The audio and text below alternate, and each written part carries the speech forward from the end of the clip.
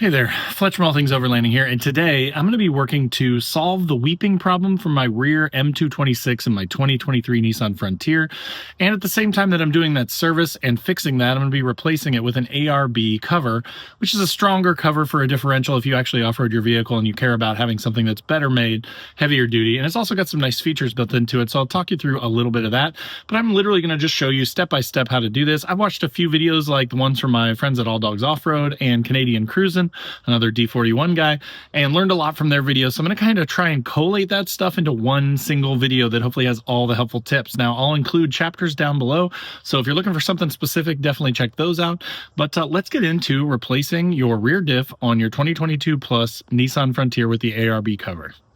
All right, so first let's just kind of start with everything that I've got here so that you kind of know. I'll put links in the description down below to the ARB kit. I got mine from Z1 Off-Road, and I've got the full kit, which actually came with the Nissan 75W140, which is an API GL5 gear lubricant, basically just the OEM stuff. This is what you want. So I've got 3 quarts of that. I don't think we'll have to use all of that. From the videos I've seen, it's somewhere between 2 and 3. On the ARB cover, there's also a dipstick that will kind of give you a read on where your fluid is going to be. And again, I got a good tip from Canadian Cruisin' that I will put in this video, but I'm going to link to his video and the All Dogs one that I use down below. So if you want even more information, you can check those videos out because they did a great job as well. This is all the hardware that came with it that I'll show you here as we go through the install.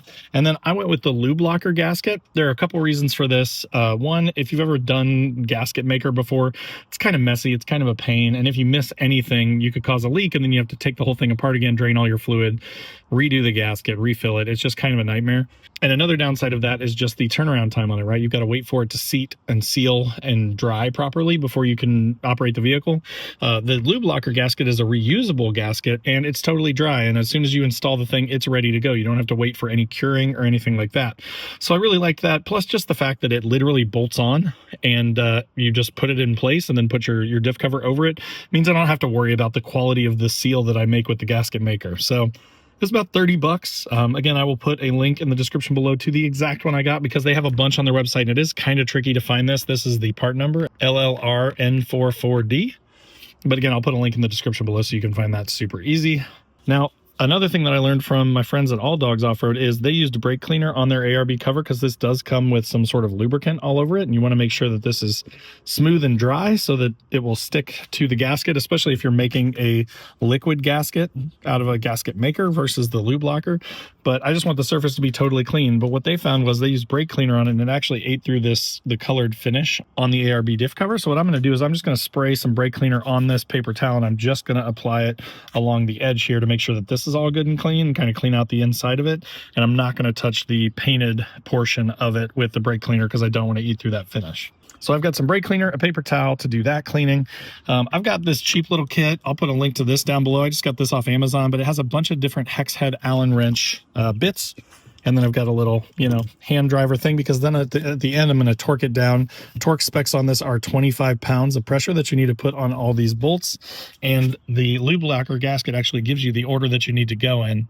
So it's going to show you exactly how to go 1, 2, 3, and then you just follow the instructions for how to tighten those down. You do get this bracket, which goes on the outside of the ARB cover.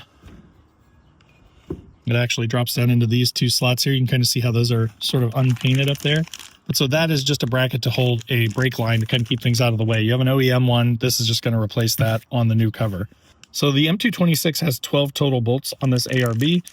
Just FYI, there are 4 that are longer that are going to go in these slots on the thicker portion. So you got 2 there, 2 there, and then the shorter bolts go in the other 4 up top and 4 on the bottom.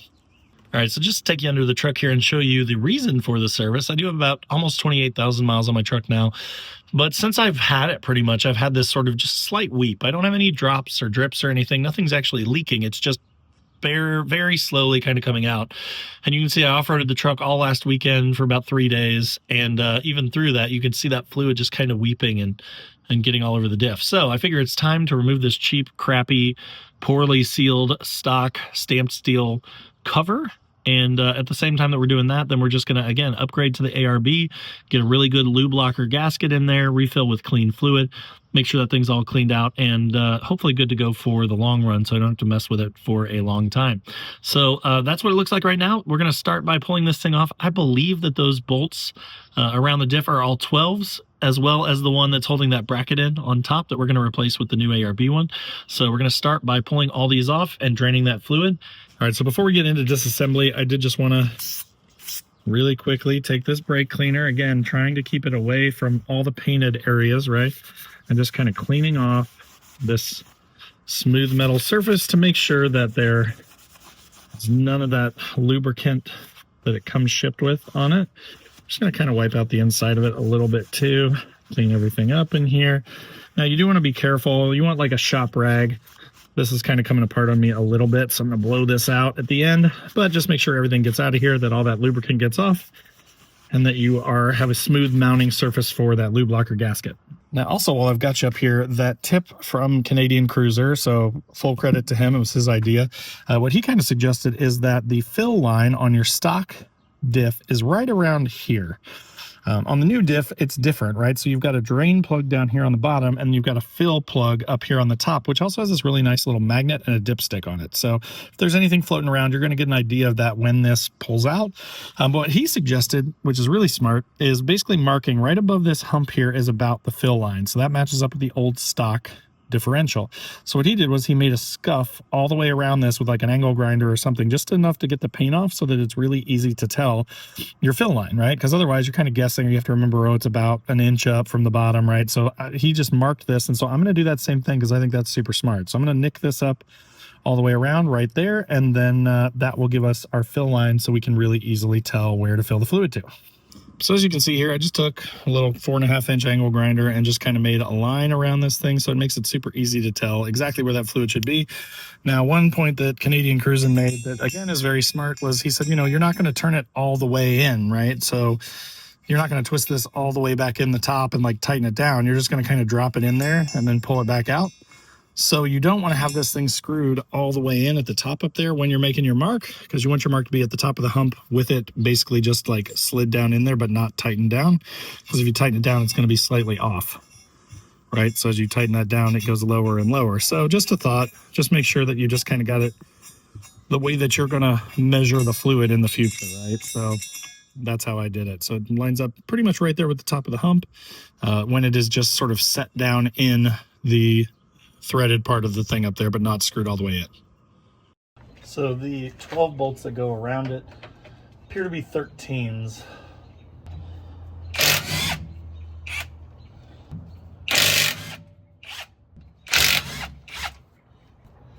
You do want to be careful of this harness over here. I'm guessing that's the E-locker, probably, but that is attached to the actual diff itself, not to the diff cover. Thanks, Nissan, for thinking of that. Now, because of the RTV sealant on this thing is going to be pretty stuck. Sometimes it will just come off like that.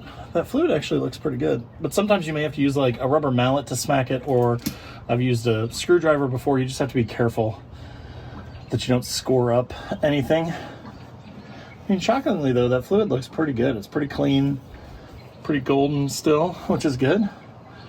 I can see though that the quality of the sealant job from the factory is just okay. I mean, it's not too bad. I'm not sure why it was leaking, but it's just one of those things where, unfortunately, they put this really thin, really cheap stamped steel cover on them, and it's just not going to be nearly as strong or as good as an aftermarket one like the ARB. So I'm going to let this all drain out of here really good, and then I am going to scuff up and clean up the surface, the mating surface, as well as I possibly can. Get rid of all this extra sealant and stuff off of here. All right, guys, so just to kind of show you, that is your locking M226 rear differential. As you can see, everything looks really good. There, down on the drain plug, there was just, you know, little tiny microscopic dust type shavings. I stuck my finger in there and just kind of pulled out as much as I could, cleaned off the top of the drain plug, and got as much of the fluid out as possible. But again, the fluid surprisingly looked pretty golden and not too bad. There was plenty of it in there, so that's good. But again, we're gonna have all new stuff in there right before 30,000 miles. And we're also gonna have a much stronger diff cover and a much better seal. So I'm gonna now do the similar thing that I did to the ARB, where I'm gonna put some brake cleaner on a towel, and I'm just gonna clean up all the way around the entire diff to try and get this as clean as possible before putting the LubeLocker gasket on, which I will show you here in a second. All right, so just to kind of show you, I've laid the LubeLocker on the ARB diff cover. I went ahead and I did install the drain plug, which has a really strong magnet on it, so that should grab any loose sort of filings or anything, because it's way stronger than the stock magnet, so that's kind of a nice feature.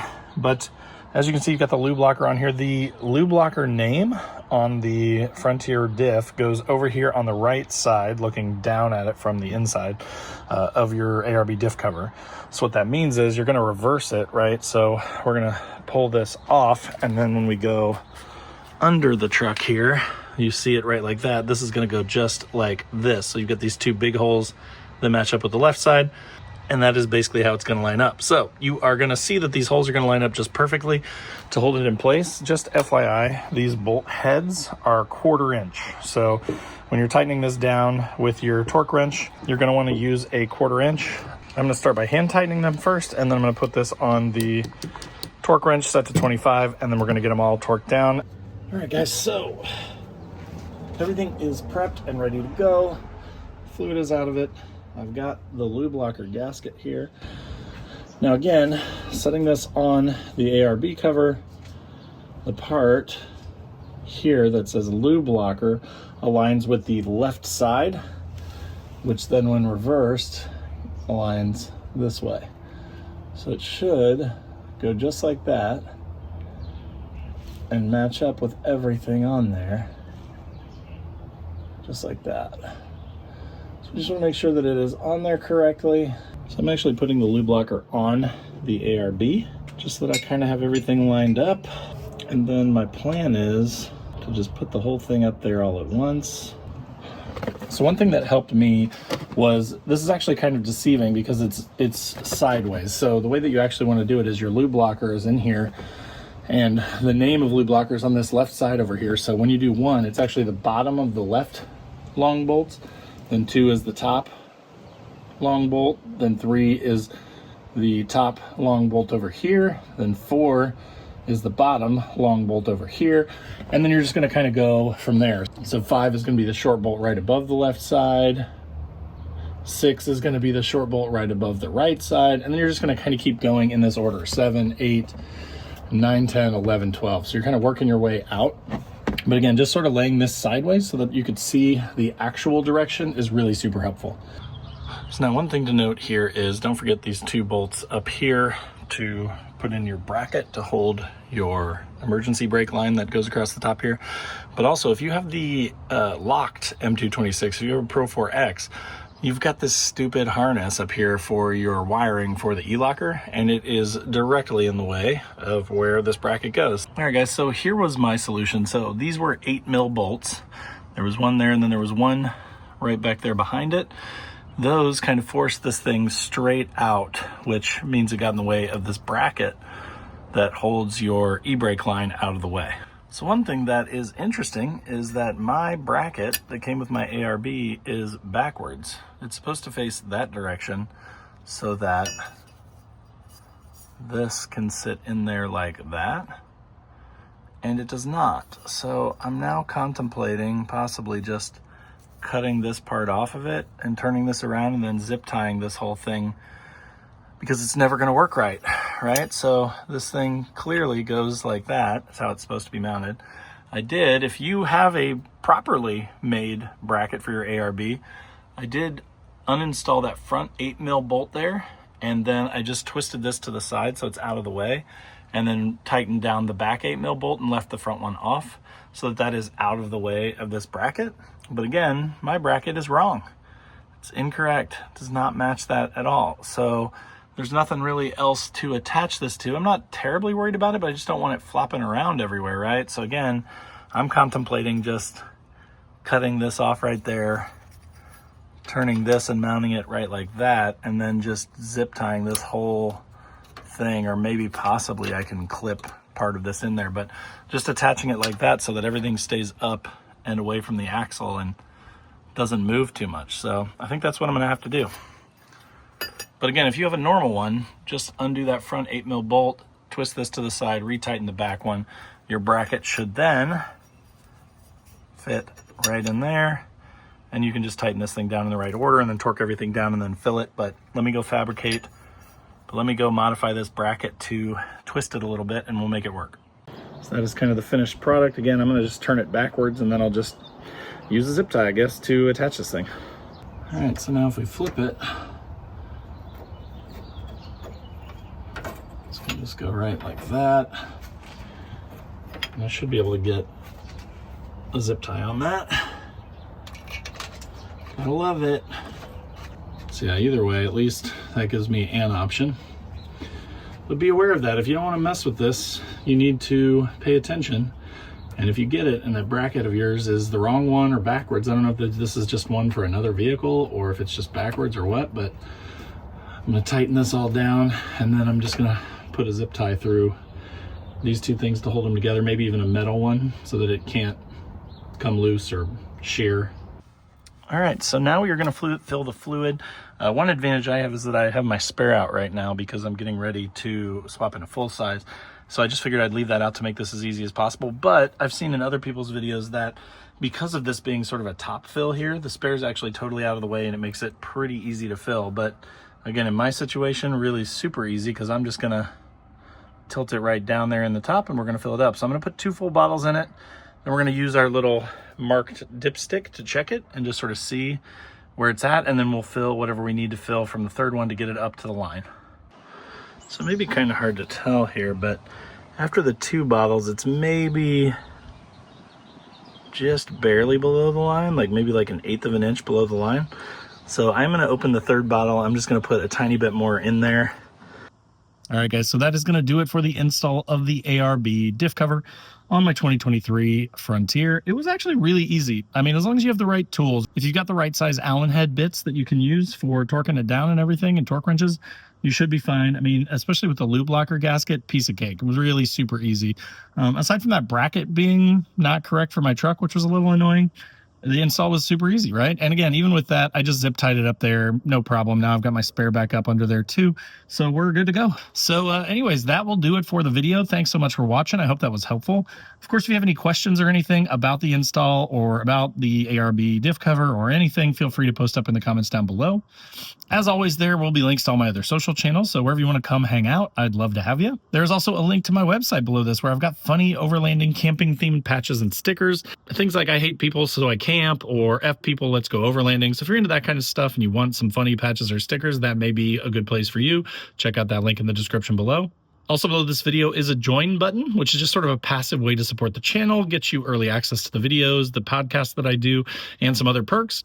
Or if you want to be more involved with all things overlanding, I've also got a link to my Patreon page down below, where we do a 24/7 Discord where we all kind of chat about our gear and our rigs.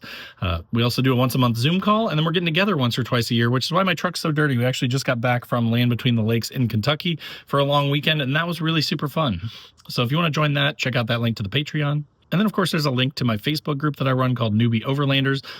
Totally different than the big groups, no bullying or anything like that. If you want to help people or if you have questions about overlanding, that would be a good group for you, and we'd love to have you. But again, that will do it for the ARB diff cover install.